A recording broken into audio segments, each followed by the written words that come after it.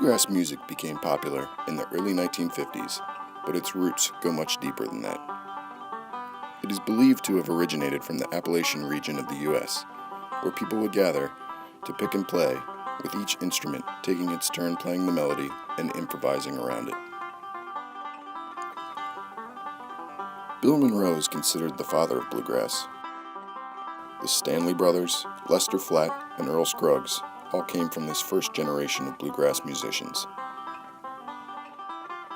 Sam Bush, Bella Fleck, Del McCoury, and Tony Rice are considered to be in the second generation of pickers that came about in the late 1960s.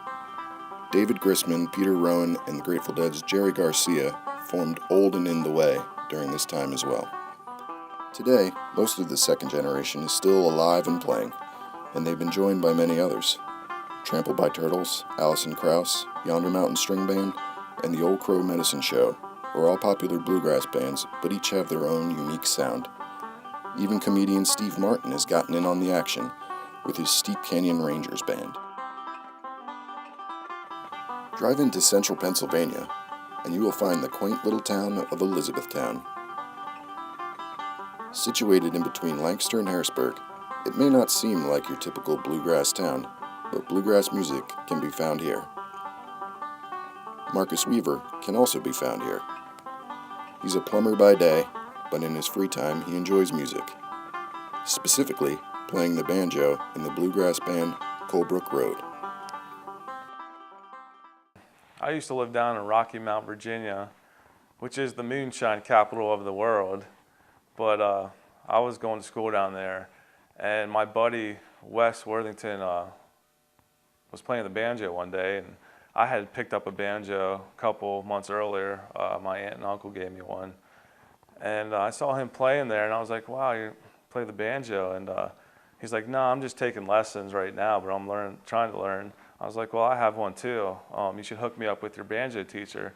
So he did. He gave me his number, and I called up Dan. We called him Banjo Dan, and he's this old guy. I didn't realize how old he was. He was 82 years old at the time when I was taking lessons. He has a little shed next to his house where he teaches banjo and some other instruments as well. I listened to him play one time, or every time, and he's just unreal. He could tear up the banjo at 82 years old. He'd be sitting there smoking his Pall Malls, picking on the banjo, and that's how I got hooked up with Banjo Dan. He has gone and passed away by now. He died probably about 2 years ago. I believe that I'll be playing my whole life because I just love the sound of the banjo. There's nothing like it.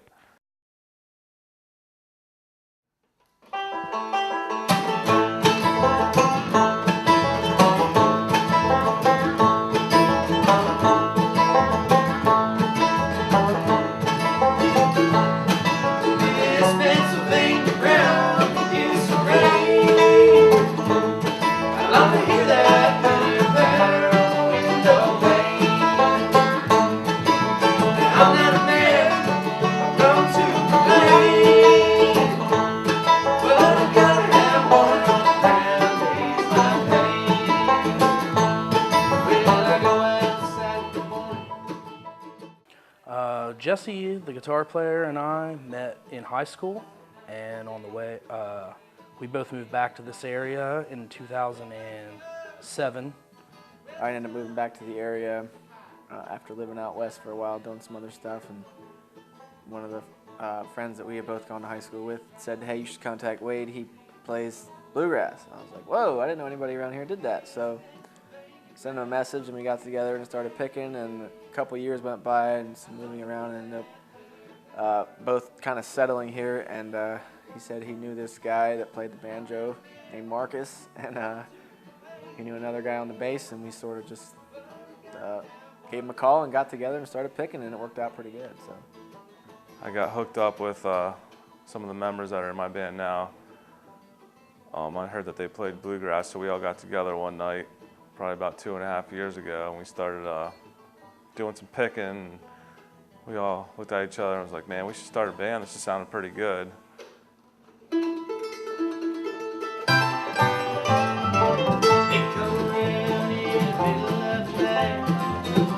There is things that is grand, both making there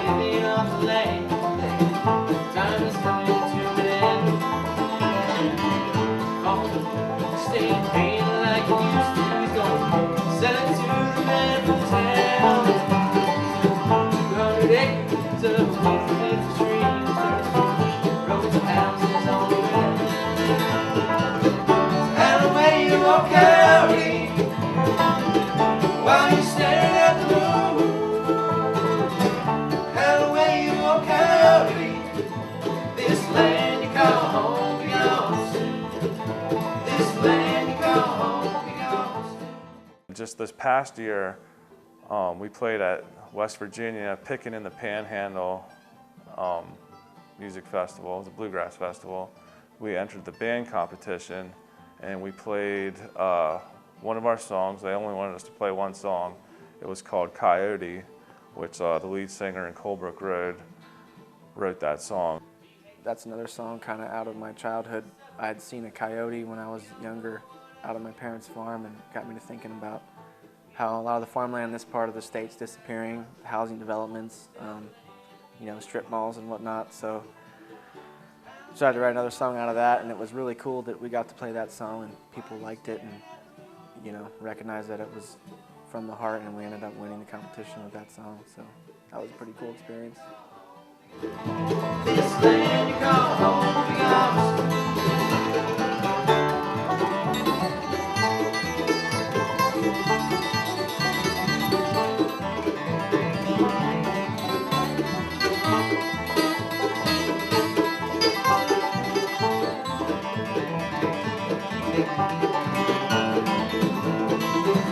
So let's say goodbye to the wild of the farm. Money wins in the end.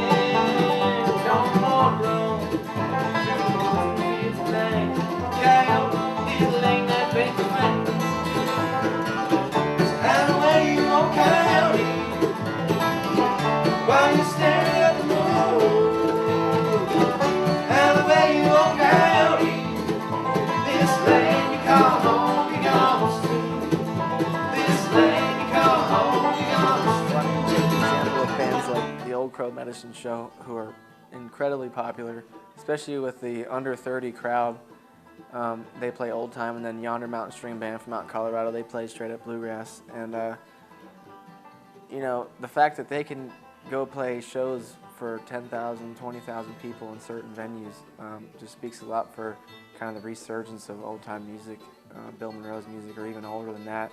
I think people are, not everybody, but a lot of people are kind of tired of the regular standard things that you hear on the radio, regular pop culture, and this is kind of like counterculture, not stuff you'd necessarily hear from the mainstream. I think it definitely appeals to a lot of people. Now there's a lot of very overproduced pop music, you know, very electronic kind of music. I think people sort of are looking for something a little more pure, a little more unadulterated, you know, a little more honest kind of music. As things are getting faster and faster paced, people are still going to have a sort of a connection with things that are more comfortable and more homey and maybe a little more simple. You know, you hate to use the overused word organic, but kind of that sort of thing. And I think that bluegrass music sort of taps into that. You can get that spiritual feeling that you get from music just from acoustic instrument, which is really awesome. I think it's great.